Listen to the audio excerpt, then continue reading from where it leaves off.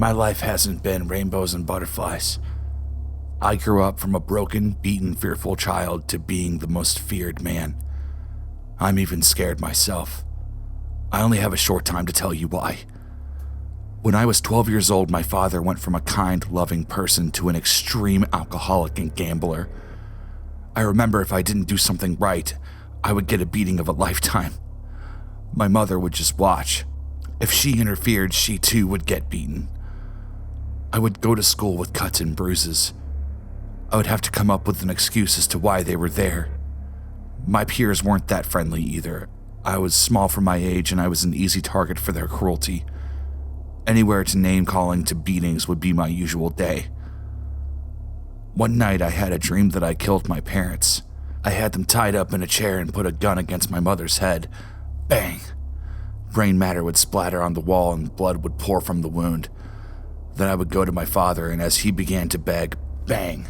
His head went limp and he was gone. I woke up in a cold sweat and realized the lights were on. I began to slowly make my way through the house.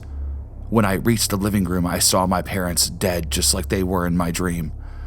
I saw my father's gun on the floor. I screamed and ran. I found my way to Chicago. I wish I hadn't, though. What I had just witnessed just a week before was nothing compared to Chicago. Murders, robberies, rape. It was just a normal day in Chicago. I slept in the lighted alleyway because that was the safest. I remained homeless until I was 18. During the 6 years leading up to that, there had been a string of murders among the homeless. They were burned alive. Terrible way to go. I was surprised I wasn't one of them. The murderer was still at large. A man finally came to me and took me in. He had got me a job working for this well-known businessman. However, this businessman wanted me to eradicate anyone who opposed him. I did what I could and he paid me for it. Quite generously, too. I didn't think my performance was quite good. One night while I was sleeping, I had a dream that I saw a man standing over something burning. I couldn't quite make his face out, but he turned and pointed directly at me. He then pointed behind him and there was an inscription in blood on the wall. It said, "It's you." I woke up with that same cold sweat. Later that day, news came about that a mobster was skinned alive and burned to death.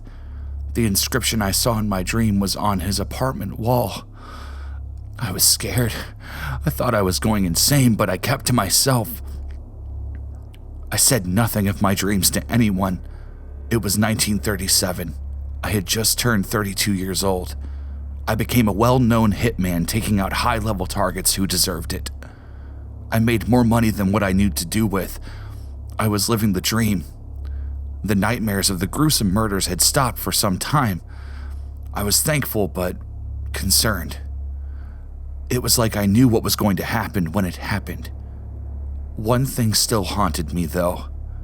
The inscription. "It's you." What did it mean? It had been several months since I had a nightmare of a murder. Then one night I had one more. I was standing in a room. The walls, the floor, the ceiling, everything was coated in blood. There in front of me was a man standing in the doorway. I couldn't tell what he looked like, but he seemed to mimic every movement I made. I began to walk closer. He did the same. We got to where we were inches away from each other. So I lit a match. I raised the match up to his face, and staring back at me was me. It was another me, only I was smiling a very terrifying smile. "Hello. Have you figured it out yet?" The other me said. "The inscription? No, I'm still confused, and why do you look just like me?" I asked. "Because I am you. I am your strength. I am your will. You are too weak without me," he replied. All of a sudden, everything came rushing at the speed of light. My parents weren't killed by just anyone. I was the one who killed them. The homeless murders. I was the one who had burned all of those people. I skinned that poor man alive. Every nightmare I had, they all came true, and I was the one killing them. Hundreds of murders, but it wasn't me who was the killer. That's right. You were there when I killed every single person through you. The other me said. I made you.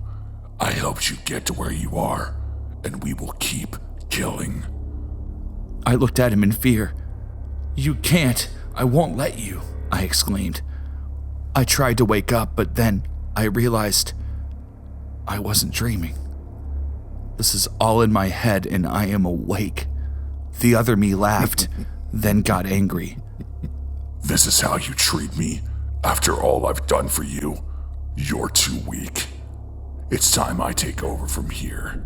Goodbye, Ricky. Ever since that night, I have watched him maim and kill hundreds of people for fun and for work. I could do nothing.